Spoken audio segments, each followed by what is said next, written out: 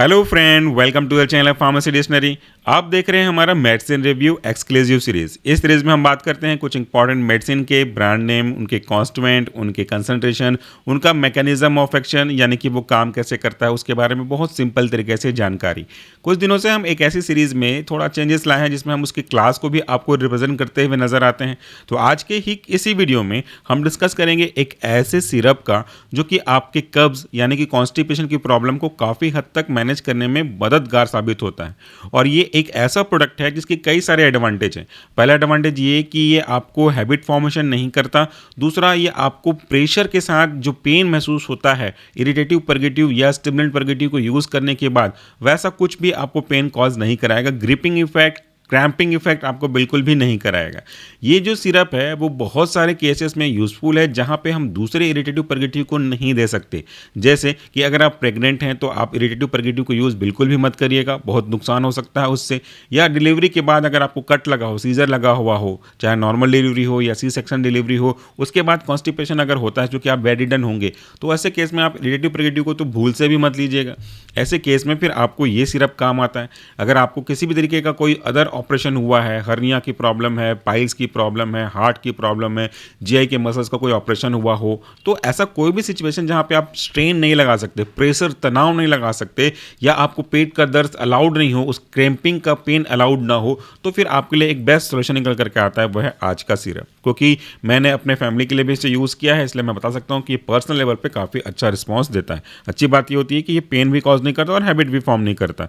आज के हमारे सिरप का जो ब्रांड नेम है वह है डुफालैक और इसे बनाने वाली कंपनी है अबॉट। इसके अंदर का एक्टिव कॉन्स्टिट्यूएंट है लैक्टुलोज, जो कि अभी आप देखोगे। तो यहाँ पे कुछ स्पेसिफिक पॉइंट दिया गया है, वह जेंटल स्टेन फ्री मोशन, यानी कि आपको प्रेशर लगाने की कोई आवश्यकता नहीं होगी। और यहाँ पे इसका जो डायग्राम है वो तो आपको दिखाई रहा है कि आराम से इस टूल को इवैक्यूएट किया जा सकता है। यहाँ पे देखिए नॉन हैबिट फार्मूला, यानी कि इससे आपको कोई भी हैबिट प्रॉब्लम नहीं होगी। जैसे परगेटिव के केस में अगर आप बात करोगे तो इरिटेटिव परगेटिव होते हैं ना, कायम चूर्ण वगैरह, वो थोड़े से हैबिट फॉर्म करते हैं, ये हैबिट फॉर्म नहीं करता। और इसके अलग अलग वेरिएंट भी आते हैं। इसी अबॉट के द्वारा बनाया जाने वाला क्रीमाफिन प्लस, लैक्टुलोज, जिसमें डायबिटिक के पेशेंट के लिए भी ध्यान में रखा गया है, तो वहाँ भी शुगर फ्री का ऑप्शन आपको मिल जाएगा। चलिए अब हम बात कर लेते हैं अपने मेन पॉइंट पे। ये जो आप डुफालैक सिरप देख रहे हैं उसका एक्टिव कॉन्स्टिट्यूएंट क्या था? ये था हमारा लैक्टुलोज। तो थोड़ा सा ढूंढते हैं कि आखिर हमारा लैक्टुलोज कहाँ है। मुझे तो पता है, कोई पढ़ाता रहता हूँ। तो ये जो लैक्टुलोज है वो यहाँ पे लोकेटेड है। और ये जो लैक्टुलोज है देखिए किस कैटेगरी में अंदर आ गया है, ये आ गया है ऑस्मोटिक परगेटिव के अंदर। भैया ये ऑस्मोटिक परगेटिव क्या होता है और ये कैसे काम करता है, मैं कैसे समझूंगा? चिंता मत करिए, मैं हूं यहाँ पे आपको समझाने के लिए। सबसे पहले रूट से पकड़ते हैं, जड़ से पकड़ेंगे तो प्रॉब्लम भी जड़ से खत्म हो जाएगी। ये जो जितने भी ड्रग आप देख रहे हो, इवन इंक्लूडिंग लैक्टुलोज, वो इंक्लूड किए गए हैं लैक्सेटिव क्लास के ड्रग के अंदर। जैसे हम परगेटिव भी बोल सकते हैं, कैथार्टिक्स भी बोल सकते हैं। हालांकि दोनों में थोड़ा डिफरेंस ये है कि लैक्सेटिव माइल्डर इन नेचर होते हैं, परगेटिव स्ट्रॉन्गर इन नेचर होते हैं। ये लैक्सेटिव आखिर क्या करते हैं? लैक्सेटिव ड्रग ऐसे ड्रग होते हैं जो कि आपके कॉन्स्टिपेशन को यानी कि कब्ज की प्रॉब्लम को कम करने का काम करते हैं, आपको राहत देने का काम करते हैं। तो फिर पूछेगा कि आप कब्ज क्या है, कॉन्स्टिपेशन क्या है? कब्ज या कॉन्स्टिपेशन एक ऐसा प्रॉब्लम है जहां पे आपका स्टूल का इवैक्यूएशन सही तरीके से, नॉर्मल तरीके से, जैसा यूजुअली होता था वैसा नहीं हो रहा।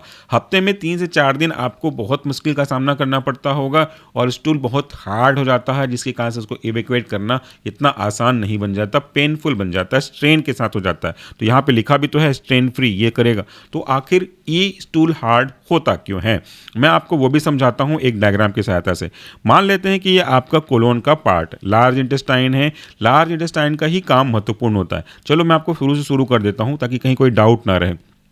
ये हमारा डाइजेस्टिव सिस्टम का स्टार्टिंग है। ये आपका कोई भी फूड जिसे आप खाओगे वो फूड आगे आकर के आपके स्टमक में पहुंचेगा। ये स्टमक में एसिड सीक्रेट करने वाले स्पेसिफिक ग्लैंड होते हैं, पैराइटल सेल जिसे हम बोलते हैं। ये एसिड सीक्रेट करेगा और इस एसिड से ये जो फूड है आपका वो डाइजेस्ट होने लगेगा। डाइजेस्ट होने के बाद ये फूड आगे बढ़ेगा और आपके स्मॉल इंटेस्टाइन की ओर बढ़ेगा। यहाँ से जो भी चीज़ें पच गई होंगी वो आपके ब्लड की ओर मूव करेगा और आपके ब्लड में एब्जॉर्ब हो जाएगा, ताकि आपके बॉडी में जा करके आपको वो इफेक्ट दे, अच्छा इफेक्ट दे। जो भी आप न्यूट्रिशन ले रहे हैं, कोई प्रोटीन, विटामिन, कुछ भी हो सकता है, दवाइयाँ हो सकती हैं, वो एब्जॉर्ब करेगा। इसके बाद आपका जो लार्ज इंटेस्टाइन का पोर्शन है वो शुरू हो जाता है। तो ये जो लार्ज इंटेस्टाइन है उसको अब मैं थोड़ा सा इस तरीके से बना रहा हूँ ताकि आप कॉन्सेप्ट को देख पाओ। ये अगर आपका लार्ज इंटेस्टाइन का हिस्सा है, ये वाला हिस्सा, तो अब ये जो फूड पच चुका है, आपके स्मॉल इंटेस्टाइन से एब्जॉर्ब हो चुका है, अब वो स्टूल बन जाएगा और ये स्टूल आपके इसी लार्ज इंटेस्टाइन में प्रेजेंट रहेगा। लार्ज इंटेस्टाइन में कुछ बेसिक फिजियोलॉजिकल प्रोसेस होते रहते हैं। प्रोसेस नंबर 1 कि जो आसपास सराउंडिंग है ना, इसमें वाटर प्रेजेंट होते हैं। तो यहाँ का जो वाटर है, पानी है, वो इस लार्ज इंटेस्टाइन के अंदर जाता है, जिससे आपकी स्टूल की कंसिस्टेंसी मेंटेन होती है। और कभी कभार अंदर का वाटर अगर ज़्यादा हो जाता है तो ये बाहर की ओर चला जाता है, तो इससे बाहर का पानी, मतलब अंदर का पानी बाहर आ गया। तो 2 केस देखे आपने, एक तो बाहर का जो वाटर है वो अंदर जा रहा है और दूसरा केस में आपने देखा कि अंदर का वाटर बाहर जा रहा है। ये दोनों ही स्टेप्स इंपॉर्टेंट हैं। ये दोनों स्टेप आपके स्टूल की कंसिस्टेंसी को, यानी कि कितना गाढ़ा, कितना कड़ा, कितना सॉफ्ट होना है, इसी को डिसाइड करते हैं। दोनों में अगर कोई प्रॉब्लम हो जाए तो आपको दोनों में प्रॉब्लम होने लगेगी।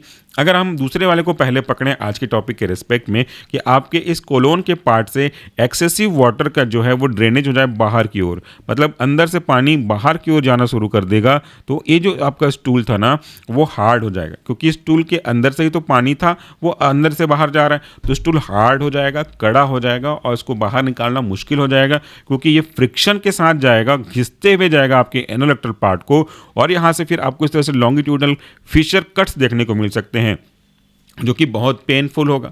ये केस नंबर 1 हो गया कॉन्स्टिपेशन का, इसी के बारे में हमको आगे कंटिन्यू करना है, बात करना है। दूसरा केस नंबर 1 को देख लो कि अगर एक्सेस में पानी बाहर से अंदर जा रहा है तो ये तो स्टूल के ऊपर ट्रांसफर कर देगा, ये जो H2O है वो आपके स्टूल में चला जाएगा और स्टूल बहुत ढीला हो जाएगा, पतला हो जाएगा। तो अब आपका जो स्टूल होगा विथ वाटरी स्टूल होगा, जिसे हम loose motion, diarrhoea, dysentery, interchangeable word use करते हैं, हालांकि डिफरेंस है, फिर भी इंटरचेंजेबल वर्ड हम लोग यूज़ करके बता देते हैं कि आपको लूज मोशन की प्रॉब्लम हो रही है। तो दोनों ही केस में प्रॉब्लम है।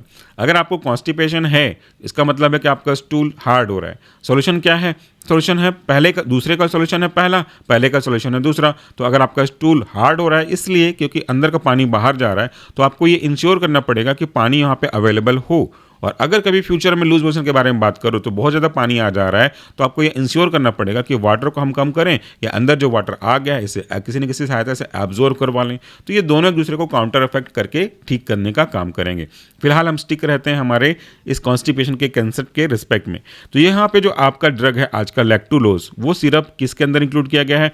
ऑस्मोटिक परगेटिव के अंदर यूज़ किया गया है। तो ऑस्मोटिक मतलब ऑस्मोसिस से बना हुआ वर्ड है ऑस्मोटिक। ऑस्मोसिस का मतलब होता है एक ऐसा प्रोसेस, एक ऐसा बायोलॉजिकल प्रोसेस जिसमें अर्धपारगम्य झिल्ली की मदद से कंसंट्रेशन के अकॉर्डिंगली सब्सटेंस का मूवमेंट होता है।